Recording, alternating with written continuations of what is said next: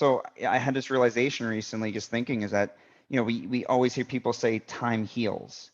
And people would always say, oh, time will heal, time will heal, time will heal. And what I've realized that time does not heal. I think time soothes and time creates space, but I don't believe any longer that time heals, because again, I work on this platform and I hear these people, and it's been time since their childhood. And let me tell you, they're not healed. So it Mm. created some ease perhaps and some soothing. And for me, again, it's been, my divorce is coming up. The separation's almost a year now, and there's not healing. There's space and separation, but time does not heal. You got to put work in, and that's really what I'm at the moment committed to doing.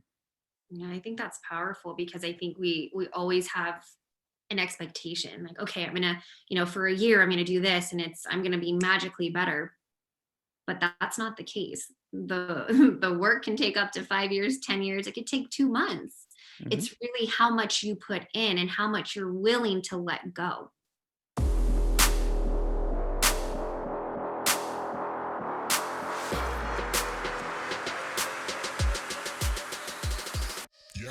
Welcome back to Tiff Talks podcast. I am so excited to bring on Dr. Eric Miller. He's one of my dear friends, and also he is a physician who specializes in internal medicine and obesity medicine. He's been practicing since 2008.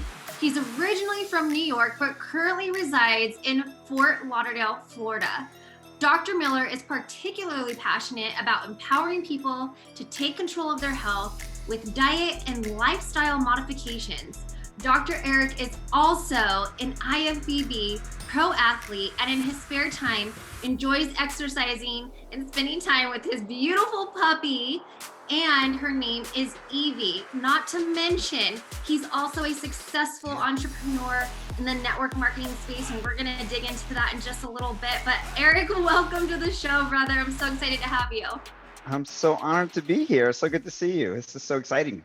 I know. So I want you to share your story a little bit, and then I'm going to tell you guys how Dr. Eric and I met. It was definitely, the topic of today. I think it was so perfect. We were talking about this prior to the podcast, but I like to do my shows rogue, you guys. I don't plan my shows. I love just real, raw, authentic conversations that we just speak from the heart. And he said something so powerful where he said, life isn't always planned. You can always have a plan, and it's very smart to have a plan. However, you better write that plan in pencil, because some people may be exiting, some people may be coming in, some things may not be panning out the way you thought they were going to be, and you have to pivot. So we're going to dig deeper into that in just a little bit. But Dr. Eric Miller, let's have you share your story, how you became a doctor, and then also transitioning into who you are today. Sure. It's so funny when you call me doctor. I It's know. just funny. So yeah, I think about this a lot, and I get asked this question a lot, and it's kind of interesting because I wanted to be a doctor since I was 4 years old. There was no doctors in my family. It was never encouraged to me or kind of impressed on me to be a doctor, to be into healthcare. But it's really funny. I remember telling my grandmother's friends, I would go to her, where my grandmother lived. I think she was in Long Beach, Long Island, and I would tell her friends, I want to be a doctor and a comedian. And that's just what I wanted to do, and they'd say, why? And I'd say, because I want to make my patients laugh. So I just thought at that age, something told me I get to help heal, and I get to help kind of soothe and ease people within that space. And it's just, I kind of never deviated from that course. It was just something that it wasn't even a question. I never questioned, am I really going to do this? It was almost like it was destiny. I had no option in my mind. I was going to go down that path and become a doctor, and I never deviated. It was just something I was doing. So yeah, so I grew up in New York, and went to medical school, actually out of the country in Grenada, which was probably one of the greatest experiences of my life. And it taught me to be a physician, and also at the same time be able to handle anything, because we would sometimes, the lights would go out during lectures, and we'd be studying for an exam, and again, the lights would go out, and we'd study by candlelight, and we just could adapt to anything. And Yeah. so back then, it just kind of ingrained in me the importance of being able to just be flexible and to pivot, because you had to. And I think that set me up for a lot of valuable lessons down the line in my life. So yeah, graduated med school, and I ended up going to a residency in Philadelphia, and I trained in internal medicine. And life took me in a different direction after that. I knew I wanted to do something outside the box. I didn't want to do traditional medicine. So I actually moved to Las Vegas in 2008. And that's when I was doing, actually house call doctor. So I was the guy rolling around the casinos with a bag, and I was going to see patients in the room. And it was really, really cool.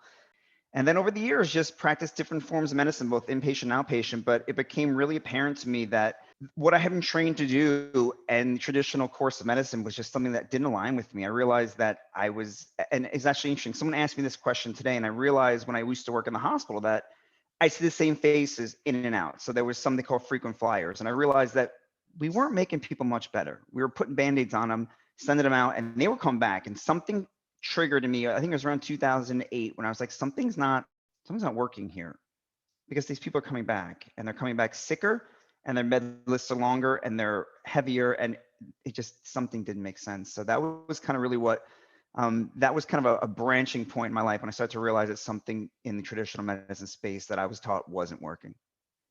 You guys, this is where you're starting to see that most doctors are put through the system, and then there's a lot of doctors like Dr. Eric Miller here who is really truly trained to help from the inside out, and quickly realized that 99% of the time we're just putting band-aids on a bigger issue to create that full cycle of continuing to have this patient versus healing the patient.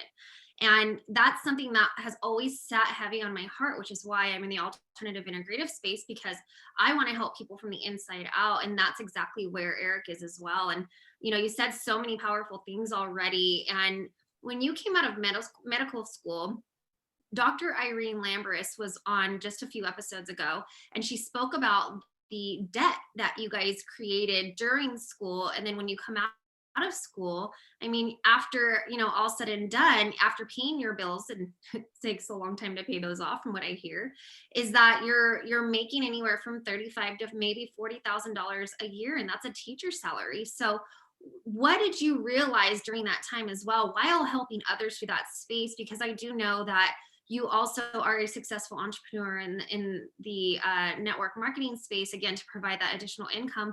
When did you realize that that was something that you're like, okay, I need to do something different, because one, I'm not helping people from the inside out, and two, financially, I'm going to be digging myself in a deeper hole if I don't do something and do something fast. Yeah, the debt I came out of school with was insane.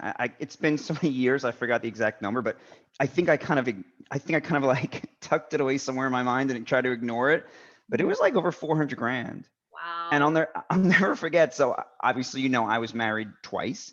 My first mother-in-law, I remember, she from Philadelphia, and when she, you know, she knew I was a doctor, and she was always like, "Oh, you must be so rich." And when I explained to her how much debt I had, I think she's about to pass out. And it changed her entire perception of doctors, because she used to hold this regard that doctors were all wealthy. You know, they're just greedy and they want more money. And then I told her how much debt you come out of med school. She was blown away. And she would like correct her friends at that point on when they would bring up, "Oh, doctors are so wealthy, and it's just about making money." And it's just, yeah, you come out with a ton of debt. And again, I went to med school out of the country, so it was a little bit more expensive. And also I was unwilling, and I was young and not financially literate at all. And I was going to take the maximum loans because I was going to travel and I wanted to do things, and I wasn't prepared to put my life on hold because, you know, I'm 20 something years old and I still want to live. And so I came out. Now looking back, was that a good idea?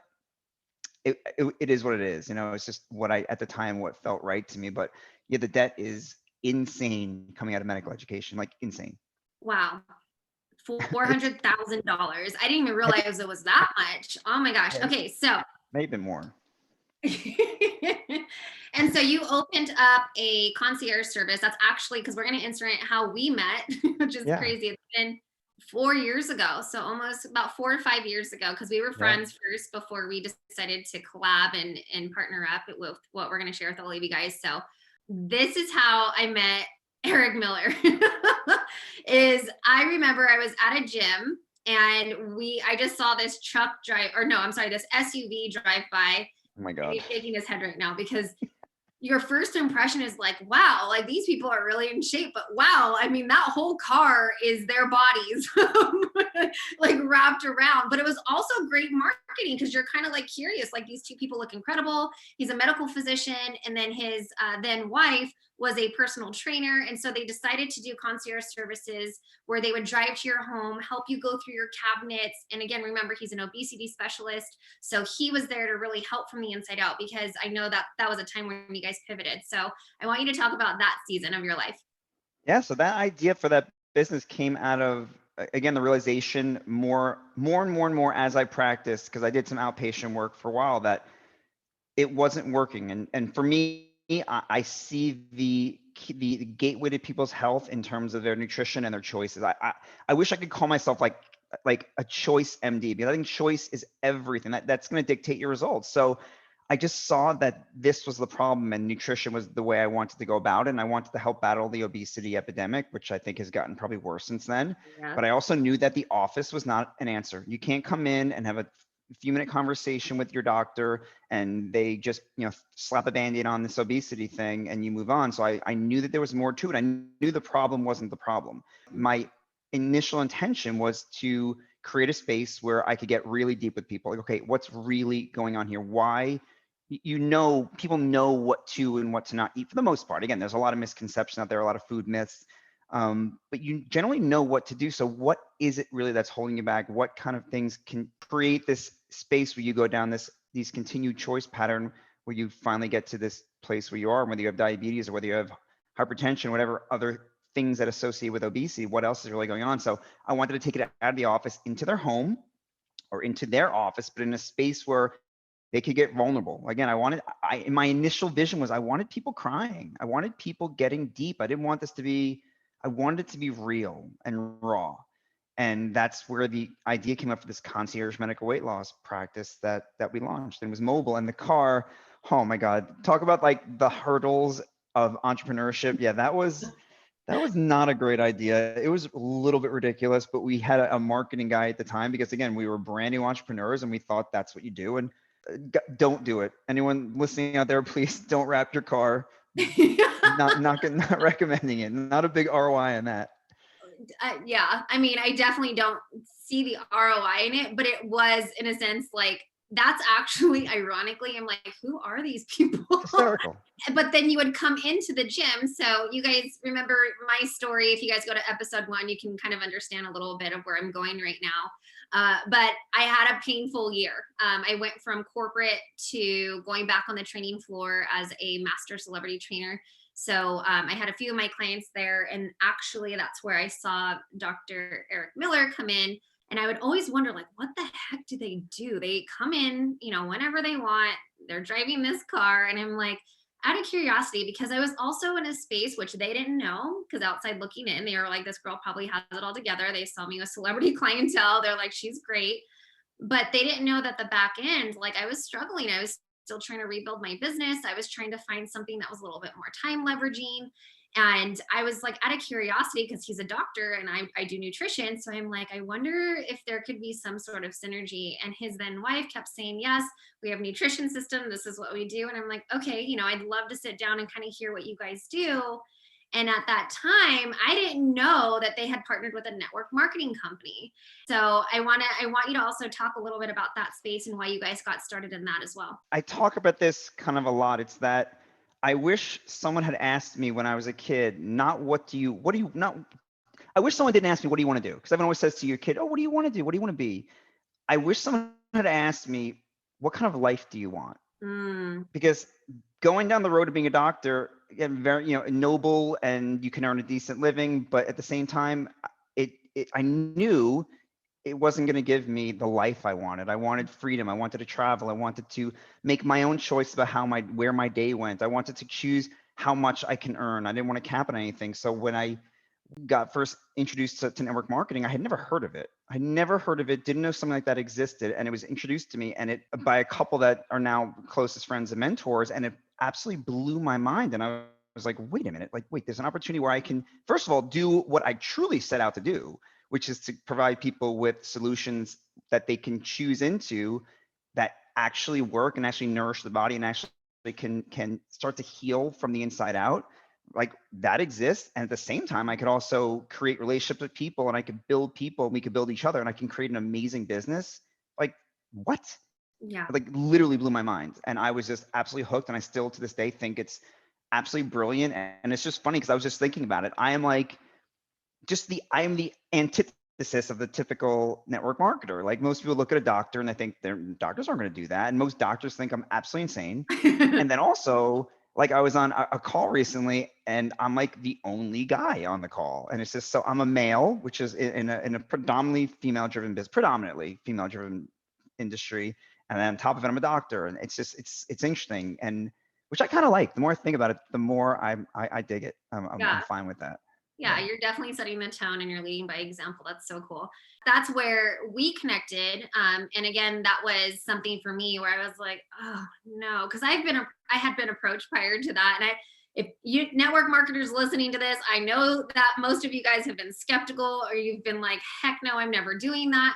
But like Dr. Eric said, it blew my mind when I really thought about it. I'm like, if not this, then what? What exactly is going to provide that additional source of income where I'm not carrying hundreds or thousands of dollars of inventory or, having to create my own website or any of these crazy things where the company does everything for you and you just produce and you produce something that you truly believe in and love in. And I loved that space. And I did, with the products alone, my gosh, like, and especially with what you do, talk about healing from the inside out, right? Yeah. So that was one big like eye opener for me was like, okay, I could totally integrate this into nutrition programs that, I don't have to spend 4 to 5 hours on meal plans. And I'm sure, and I know, because Eric and I, we've grown very close over the years. During that time, he was helping a lot of people with these systems. So that for me was everything when I saw that structure. And I'm like, okay, what the heck? Why not? Let's try it. And so that you started around 2016, right? And then I came in 2017. Yeah. And during that time, I want you to talk about your experience in the few years of network marketing. And then you guys, believe it or not, Eric and I had a falling out. We had a falling out, and we're going to get into that story too, because I want you guys to understand that things in life are not always planned. And when you can like step outside of maybe a toxic scenario or a vicious cycle that you didn't see, and you're just constantly on this cycle and you're like, oh my gosh, is it me? And then you start going crazy and you're like, okay, I've either got to remove myself to make something, different or create that space. And I think 2020 was a big year for a lot of us. And like we always say on this podcast, we're going to 2021 now with 2020 vision, because 2020 truly taught us something. There was so many lessons. And I always say too, if you didn't learn a lesson, go back, go reflect. Mm-hmm. But Eric, let's talk about those few years and then leading up to, life isn't planned, and how you had to pivot and change a few things in your life too.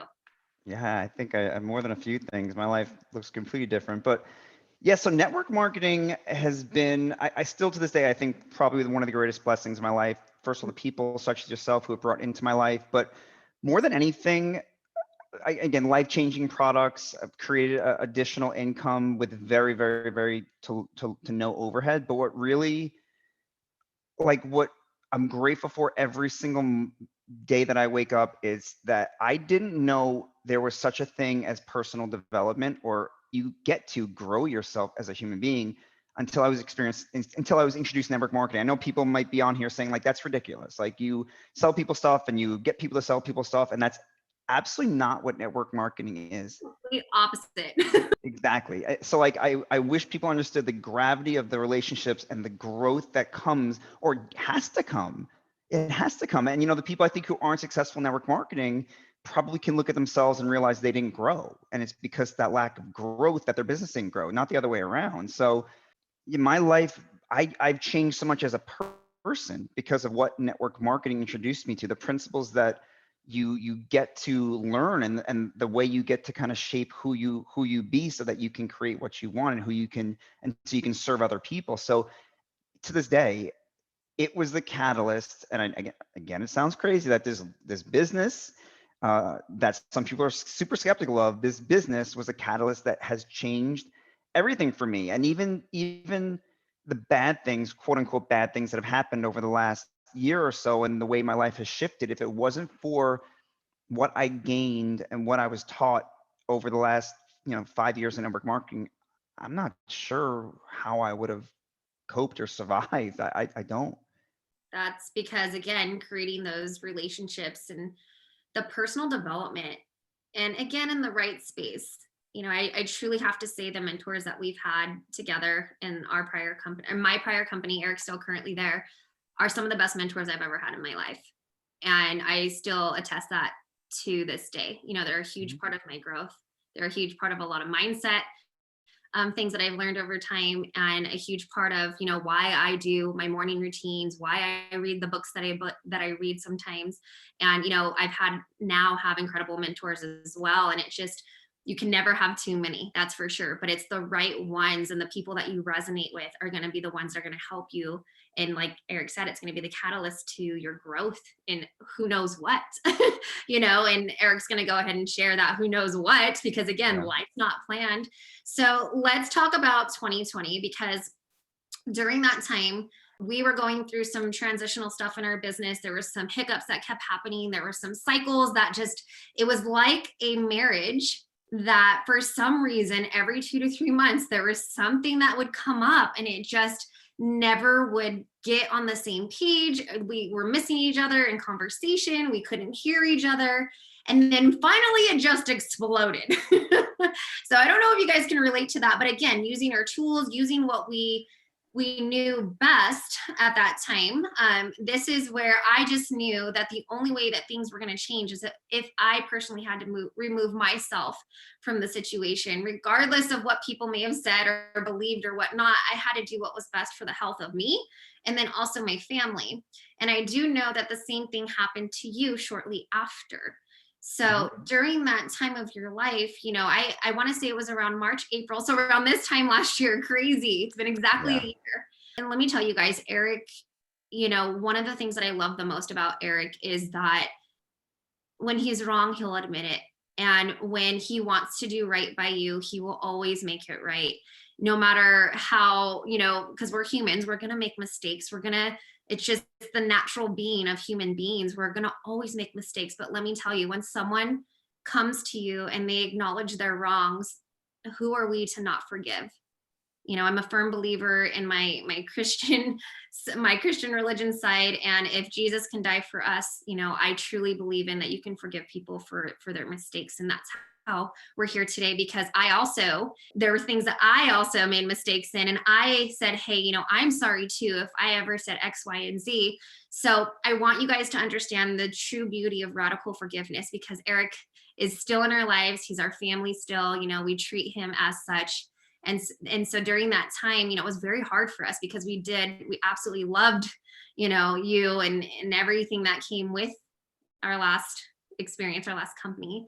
Let's talk about that time, because that was a big, I would say, roller coaster for Mhm. everybody, where a lot of stuff may have been misconstrued, or a lot of things may have not made sense. But coming full circle, we look back and we're like, okay, a lot of stuff made sense. So let's talk about the year 2020, because I know from a career standpoint as a doctor, from your marriage to also your network marketing career, a lot hit you at once. So I'd love for you to share that. Man, 2020, and let me just say, I don't blame a pandemic. I don't blame a virus. That's just not. I don't come from that space. I think 2020 was a boiling over of an energy that probably was coming.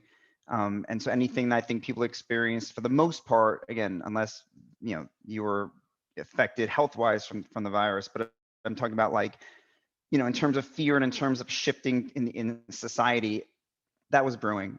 I don't believe the virus triggered it. But anyway, so yeah, so around this time last year, I never expected it, but my marriage started to really to struggle, and to the point where we chose to do something that I would never recommend to anybody, and that's this separation.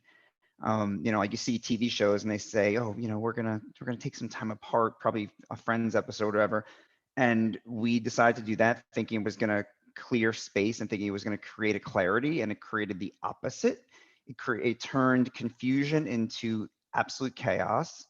Um, and it ended up, I think that separation ended up being a major driver to the complete loss of a marriage, and still trying to put the pieces together of that. But regarding, things that we went through, one thing I learned is that, we see the world through different filters, right? And we create these filters from our experiences, and a lot of them we choose to create the filter. So we choose to see what we want to see. And, obviously being in a relationship and having things going on in terms of business, you kind of skews your vision, and you're not quite sure what's real or how to interpret things, or you choose to interpret things with a little bit of bias, of course. So, and then, with us, once things cleared, it was just, again, going back to the network marketing, and things I've learned, and radical responsibility, and realizing when you're wrong and taking accountability. That's everything. And that was probably the biggest gifts that came out of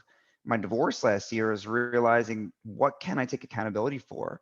And I'll never forget, I remember when I decided to give you a call. It had been way too long, and I missed you guys. And it was, I remember I was so emotional speaking to you for the first time, but it was just something that I felt I get to do, because there was so much confusion around what happened, and so much, things that I wasn't sure about it. But all I knew was that I cared about you, and I care about the people in your life, and things that went on. It was not worth separating lives. And there was things that I had to take accountability for. I had to forgive myself for it, and I had to ask for forgiveness as well. And that was important for me.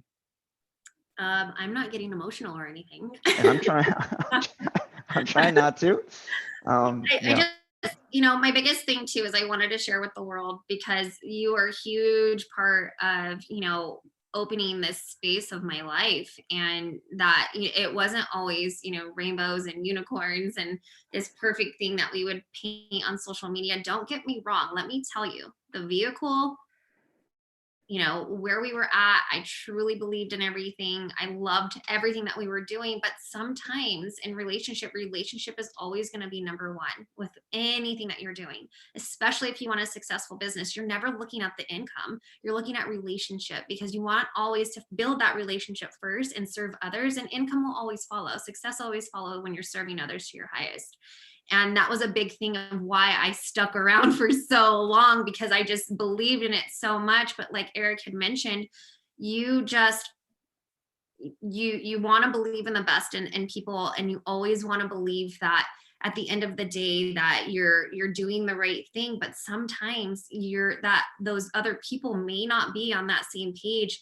And then you kind of have a wake-up call, and you're like, wow, I was kind of, I'm actually in a church series right now that says love is blind. And love can be from friendship and also in marriage, and especially in business, you're married to the people that you're working with. Mm-hmm. And, you want to have that high level of communication, that high level of radical responsibility, high level, all of it. And there's, you can also be so personally developed, and you can use it towards good, but you can also use your tools. And you can, in a sense, I don't know if you guys know what this means, but Google it. You can gaslight people, and you can use it towards your advantage of really kind of manipulating people in a way where it's like, wow, this whole time I've been kind of like jaded to the fact of, wow, what I thought was really isn't. And that's where I think a lot of us had a wake-up call that year, and we just really had to do what was best for all of us. So that was really powerful, and truly love can be blind, especially when you're in knee deep in it. And that's where sometimes you do need to take yourself out of the situation to see, okay, what's really coming about. And with marriage, I think it's so important. Yes, you can separate, but you can always come back. However, I personally think that maybe like a good 24 to 48 hours is enough, because then what happens, and this is, I'm no relationship expert, but I might know a thing or two. I have great coaches, as you have had great coaches. I will tell you that during that time, you always come back, but the longer you go, the more susceptible you are to being alone and staying in that space and creating more tension and animosity and making up stories. And the biggest thing I personally say is take a day or two, go cool off, and come back. I want you to also, talk about what happened to your career during that time as well. Yeah, I mean, that was a major shift, because my wife at the time was also my business partner, and I loved that. Like, it's so funny, while we're sitting here thinking, I'm just like remembering that, like, when it was magic between all of us, it was magic. Like, there was a time when it was just like, gosh, like, I don't want things ever to change. Like, we were just all, it was awesome. Um, but yeah, I mean, so my marriage unfortunately ended, and with that, my business. And truth be told, there was a lot of things in retrospect. And again, I enjoy the acknowledgement and taking accountability part. There's a lot of things that I counted on her to do in the business that I just kind of didn't want anything to do with, and I let her handle things. And when she was gone, I mean, literally and figuratively, I had to relearn this business. So I'm still in that process. I'm still relearning network marketing, because there's a lot of things that I just, I had certain strengths and she had certain strengths. And I think, I probably put too much on her. I probably did in retrospect. And again, I love acknowledgement. I love it. It almost can become like just so soothing to just take responsibility. Now, if I think I did, I think I probably put too much on her. And again, but now I'm in the position where I took for granted that she would always be there, and now I get to relearn this business, and it's exciting at the same time. It's daunting, because I'm 5 years in and I've had a lot of success, and had a lot of success as kind of as a team, in a duo of my ex-wife and I, and now it's me, and it's all on me, and that's exciting again, but at the same time a little bit scary. Um, but yeah, I get to kind of start over in that journey. Right. And then you also, so going back to your physician career, during Yeah. that time, did you also, because I know you said what one of the biggest Oh things I yeah. want you to share with everybody is how you can't even rely on your job as a doctor. And Mm. Dr. Irene also talked about that as well. She said she was let go in the middle of all of that. Oh yeah, I'd love to share this, because there's probably again a perception that physicians' jobs are safe, and to a degree they are, but even more love for network marketing came around this time last year. When the pandemic first hit, I wasn't sure what to make of it. I really wasn't. At first, I didn't take it seriously. I thought it was nothing, and then it started to seem more real, and actually kind of went the other way, and we didn't leave the house.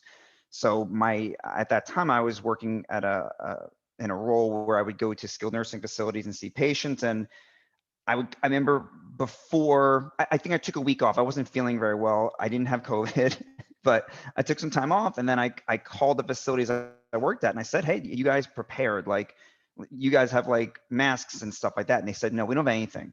And this was really early pandemic. Nobody knew what was going on. And so I said to my employer, I said, look, I don't feel comfortable. I said, I have a kid. I have a young kid with asthma. I'm not willing to jeopardize the health of myself and my family. We don't know what's going on.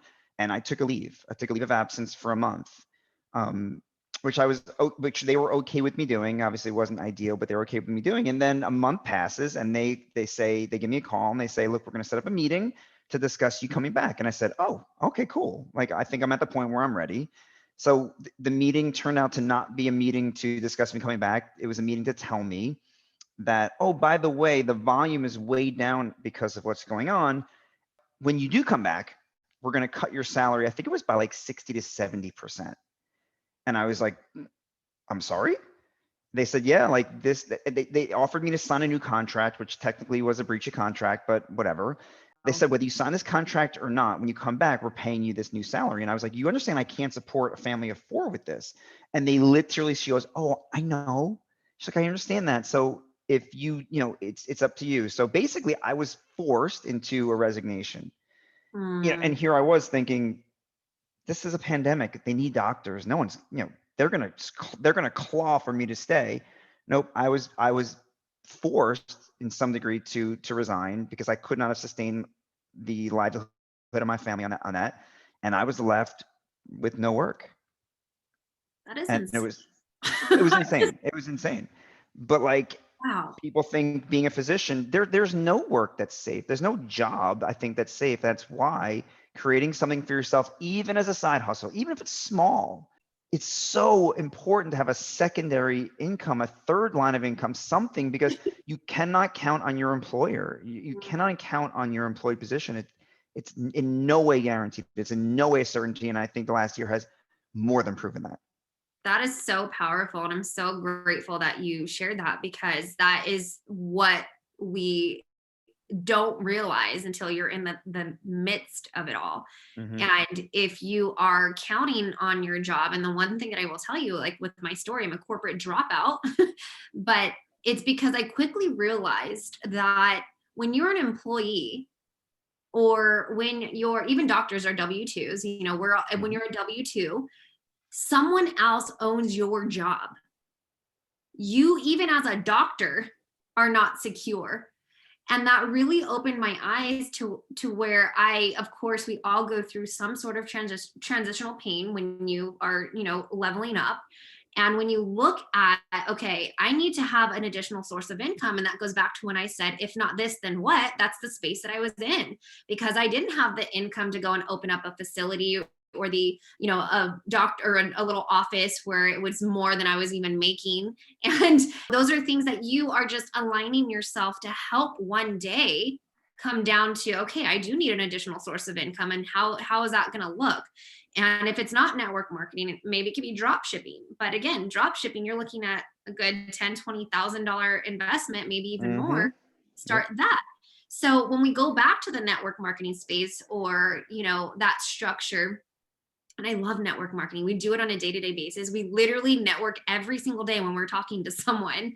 And now you get to have a vehicle to pay you out. So when people look at network marketing, or they hear that word and they say, oh, it's an MLM or whatever, you're like, wait a second. No, like, do you realize as an employee, you're already in an MLM structure? You have your boss, the manager, and then you, or however that line goes up. If you go to the military, you've got your commanders, your chiefs, all of that. You got your lieutenant colonels. So when we're looking at this structure, it's like, I'm looking at Eric right now. I'm looking at me. We're in the comfort of our home right now, because we have that structure set up in a way where we're serving others to the fullest, and we're still able to work from anywhere. And that's Hmm. something that's so special when you really look at it. You do need multiple sources of income, whether that's in real estate. And like Dr. Irene had said, that's what helped her pay her medical bills, so that she could profit, was having that real estate investment aspect.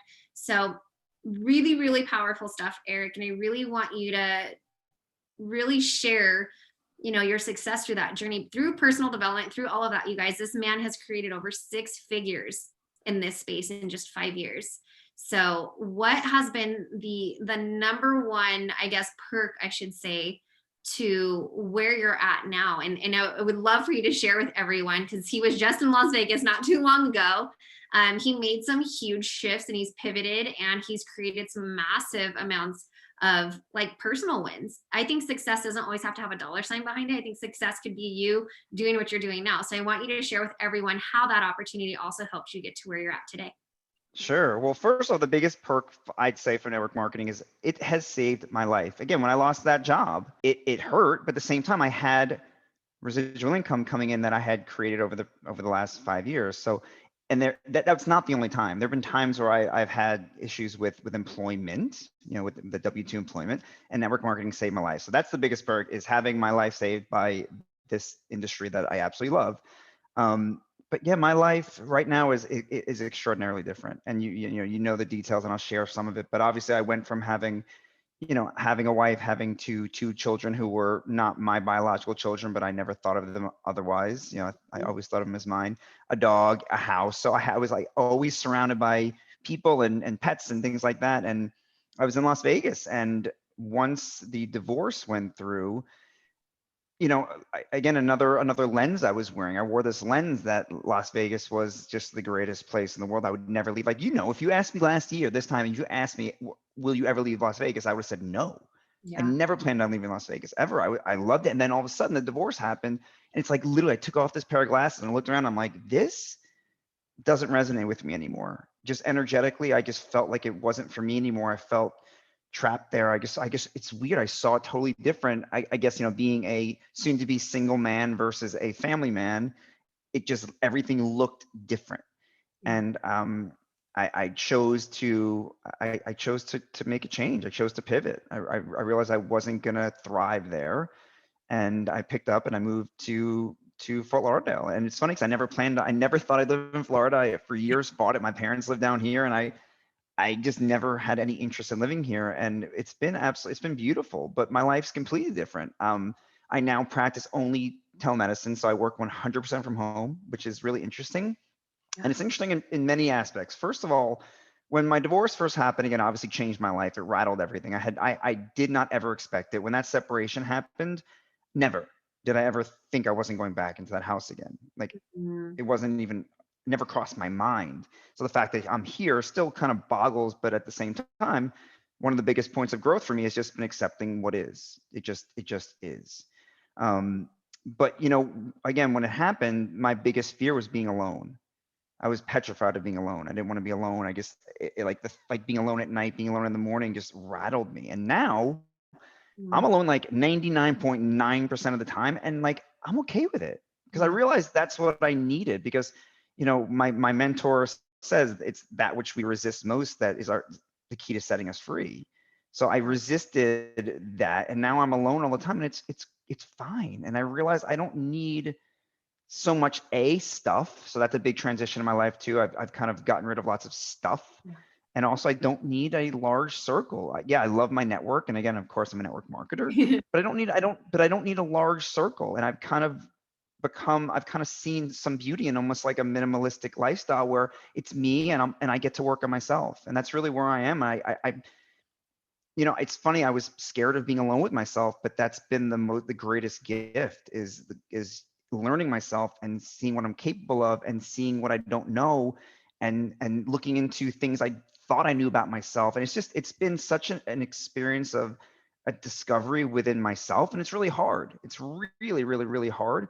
But at the same time, it's probably the most gratifying experience I've had. So there's so many gems in the absolute chaos that was 2020, but I'm not happy I'm where I am in terms of how things unfolded, but I am happy where I am, if that makes It sense. makes so much sense. And I think now, just watching you grow even in a different space, it's really beautiful to see that you're also looking at the benefits and what's happened to you over all of this. You still overcame and conquered, and you have so much more that you have yet to do. So it's super exciting. I think you provide so much value to the people around you, because yes, you're a doctor, and you say, going back, like, maybe I should have done X, Y, and Z, but I think you're exactly where you need to be with who you are and where you're going. And I think that you having that backbone, but also educating people in this space is very powerful, because it does give you a sense, a little bit of a higher accreditation to helping people, especially when they're putting band-aids on their health. It's just like, don't even get me started with everything that's going on right now with this whole band-aid shot, you know? Mhm. So like, and that's one thing. And I know we have the same beliefs on that. And it's moving forward, you're going to educate the masses. I just know you are. And it's just a matter of time. And that's why I wanted to have you on this, because I think right now you're at the brink of what's to come. And typically 9 times out of 10, when we're on the brink of that breakthrough, we feel like the whole world is coming in on us. We don't feel like we're providing value. We don't feel like we're worthy. We don't, like, all of this stuff comes up for us. So kind of hearing your story and going through all of that, do you still experience those moments? Oh, it's brutal. It's brutal. And it's so interesting because again, I'm by myself a lot. So there's like there's this transition within moments. Like I'll be like sad, and then I beat myself up for 30 seconds, and I say no, like that don't do that. It's like it's a constant conversation. And again, I've created so little space for distraction from myself that I get to sit in it, and I've gotten to feel everything. And there are moments and there are days, and there's a lot of them, and it's still very, very brutal. It's very challenging, but I have no interest in avoiding it. I have full almost joy in embracing them, and again being vulnerable. There's really no secrets within me because my life is just my life. What's happened, and you can ask me anything about what I went through and I'll tell you, because that's just what's the point in putting on a show? What's the point in belittling my experience? It was my experience, and it's my life. So That's so no, powerful. I definitely have. It's still a roller coaster, but at the same time, I'm doing just so much work to process it, and reading books, and making sure that I get to acknowledge where I've been and who I was and who I want to be and who I can be and just all that stuff. So it's just been, this is one of the most interesting times of my life. I feel more awake than I ever have. And at the same time, with consciousness can also come, more pain. That was so powerful. I think the biggest takeaway that I just got from everything that you had just said is, the lights aren't always going to be green at once. It's never going to be the right time. You're never going to be ready. And you've embraced all of your fears. And that's the only way to true growth is if you embrace the suck. Like if you embrace all the bad stuff. So that way you can talk to it, you can work through it, because if you stuff it down, you put it down, it's going to come out. It's going to come out of you some way, one way or another, or it's going to come out into maybe a person or in a relationship. And you want to make sure that you're addressing it. Again, going back to who you are, you're not putting a Band-Aid on your emotions. You're not putting a Band-Aid on your hurt. You're not putting a Band-Aid on anything. You're addressing it. You're getting to the core of it. And it sounds like you're in a personally developed space with reading books. What else do you do that helps you overcome that? Because I think this is going to be so powerful for people to hear in so many ways coming from you. I don't think anyone knows this. I don't know if I barely told anyone this, but I like to write. So some of it comes out in my posts, but I've been writing poetry lately. Like, Wow. It's the weirdest thing. It's been waking me at like 3 a.m. It's the oddest thing, but like poetry, and they keep flowing out of me. And it's kind of the way I think, but it's been so cathartic for me. And some of them aren't about heartbreak or about my divorce but they're just concepts. They're just concepts. It's almost like me. And I did a post about this recently. Like, the way I know I'm in a heavy growth period right now is because I'm just asking questions of my life and asking questions of myself. And I'm just constantly in the space of asking questions. But it's just so interesting that one of these cathartic releases has been poetry. Like, I think most people would look at me and see this like bodybuilder, meathead doctor dude and wouldn't think that poetry, but it's been like, and this is recent, but it's become just something so beautiful and something I enjoy. And I'll read something I wrote and just be like, God, like, where did that come from? That was great. Yeah, like, where did that come from? But there's a release. There's just a release of emotion. And for me, through words, it's been a space that I just find to be really, really powerful. I was going to ask you, what is one thing that no one knows about you? Because I usually go into rogue questions towards the end, and I know we're wrapping up here, but yeah, I think that's definitely a big one that no one knows about you. Yeah. You, like in poetry, what? Yeah, and I actually, like, it's been crossing my mind, like, would I ever want to put a book out? Like, because they're like literally coming and coming and coming and coming, and some of them are funny, some of them are short. Like, they're just, but I enjoy words, I enjoy writing, and I don't know, it's just really cool. And the fact that they're just waking me up at 3 a.m. sometimes is, there's something within me that wants to express these things, and that's the form that they're coming. But I love what you said before about emotions will come out one way or the other, because there's a saying I tell all my patients. One of the platforms I work on is a depression platform, and I always tell people, emotions left buried don't die. And I see the aftermath of people suppressing emotions. And I did it for years.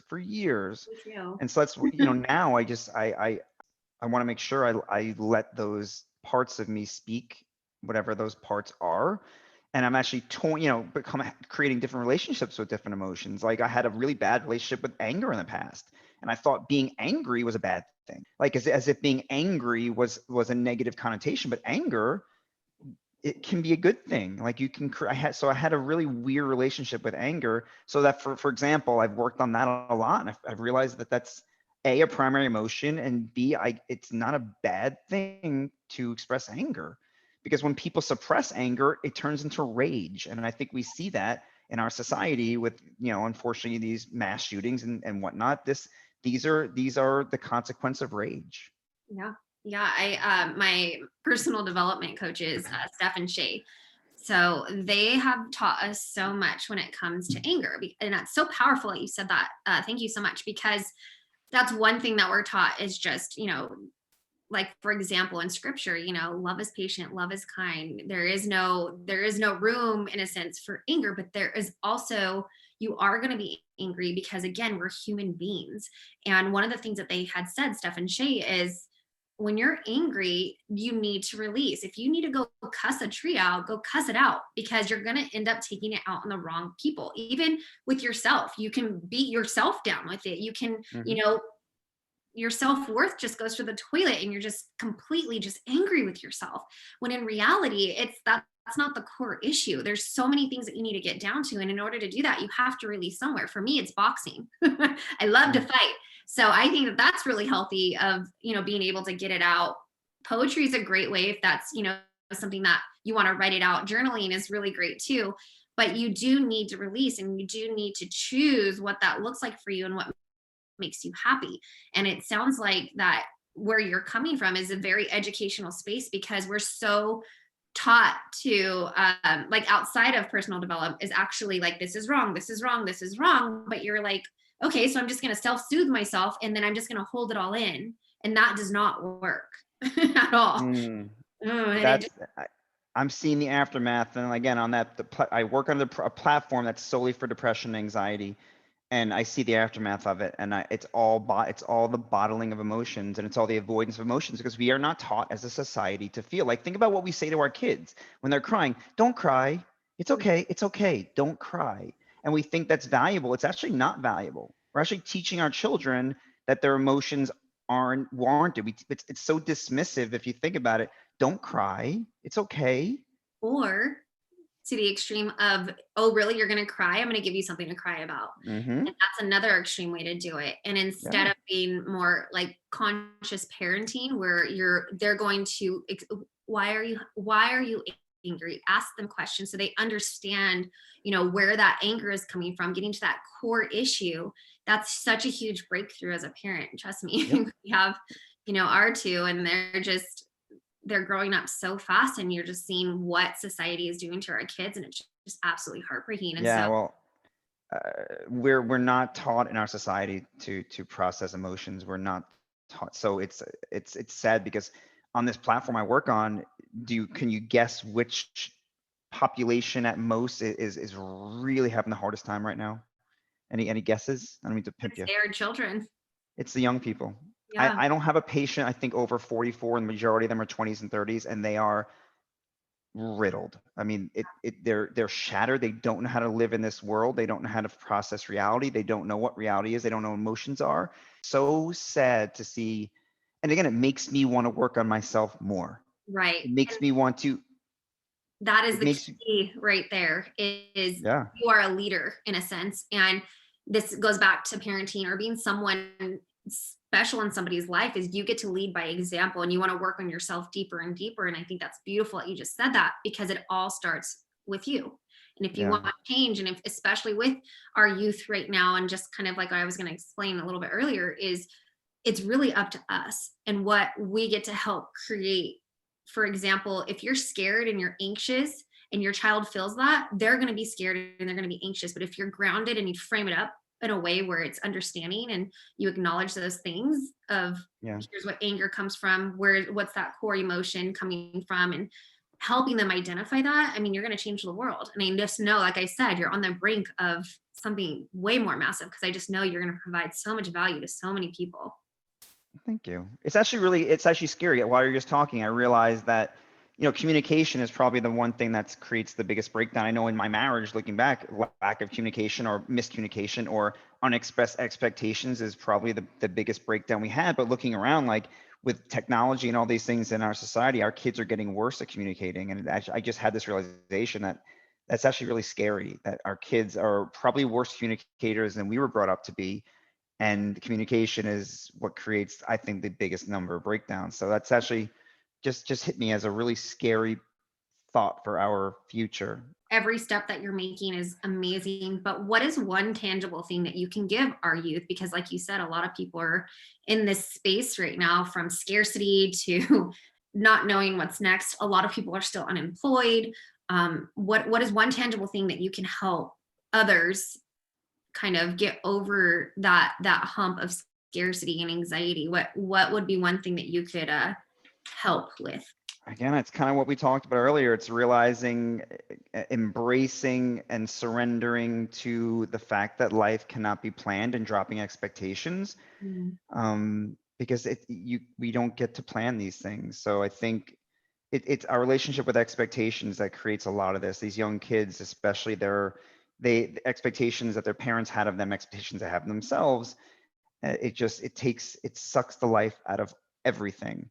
So I think it's just creating a different relationship with the flow of life. And really, again, the greatest book I ever read is Loving What Is, and that book still to this day has probably changed my life. But realizing that reality is reality, and to argue with what is reality is insanity. So just accept the flow of life, and rather than trying to fight the flow of it, because it doesn't work. It's so good. Love every minute of this podcast. I'm just so grateful. So what is next for you? God, that's a good question. Right now I'm in a really different space. I'm literally, again, I'm just creating more of a relationship with myself, and creating more of an understanding of who I was, and creating more of a vision of who I want to be. And also just like right now I'm not dating. So for you ladies out there, I'm sorry. No, I'm not. I'm just kidding. But I'm not dating. I'm working on I'm working on creating, just creating different ideas around finances, and creating, probably making changes I should have made 2 decades ago, in terms of, again, like more of a minimalistic lifestyle for the time being, because I want to create more of a financial center and a financial foundation, and then just more of a spiritual foundation, and more emotionally intelligent foundation. So I think I'm in like a full-on rebuilding space, starting from the ground up, and it feels really good, and it's scary, but it's exciting. And so in terms of what's next, anything's possible. One of the things that I hear you say when you speak about this and where you're at in your life is that it's never too late. And, you're in a season of your life where you thought you would be at a certain point. I think we've all been there, and Don't do it, Tiff. Don't stop. Don't do it. Don't do it. Don't do it. And I just want to acknowledge you for your bravery today. I want to acknowledge you for your heart. And I want to acknowledge you for the servant human that you truly are, that's deep within. And I just know that you're going to inspire the masses. And I know what's coming for you next is going to be so beautiful, because yes, it's still such an open wound. And, I hear that through this podcast, that you love so deeply and so hard. And I just thought having you come on and share your story really just, it hugs my heart, because I'm so proud of you. And I'm so proud of the man you are and the man that you're becoming, because I know you're just on the brink of something even bigger. So I just want to acknowledge you for everything that you've gone through, and what you're going to continue to go through. And especially what you've been able to do today on this podcast is really touch hearts. And I think people hearing your vulnerable side is really going to just touch everyone in so many ways. So I want to thank you for that for today. But where can everybody find you, Mr. Eric, Dr. Eric Miller? I'm easy. I'm just, for the most part, I'm on Facebook, Eric Miller, MD. Same thing on Instagram, but for the most part, I predominantly, and I think I gravitate more to Facebook, again, because I have the ability to write more, and that really, I enjoy that part, just to be able to put a little bit more written content versus photo content, because that's not my area where I shine. So you could find me probably on Facebook. It was an absolute honor to have you on and, share your story. I will definitely have you on again, because I know that there's going to be so much more coming from you. And again, just completely honored and proud of the man you are, and just what you've been able to do and share with our audience today. Thank you so much. Again, this is amazing, and I love you, and I'm always proud of you, and always impressed with you. So yeah, definitely, I'd love to do a follow-up, because stay tuned. There's definitely more coming. Oh, I know. Well, I love you too, and I'm excited for you. Thanks, guys, for tuning in. I am so excited to hear the feedback from today's episode. So we will see you next time, guys.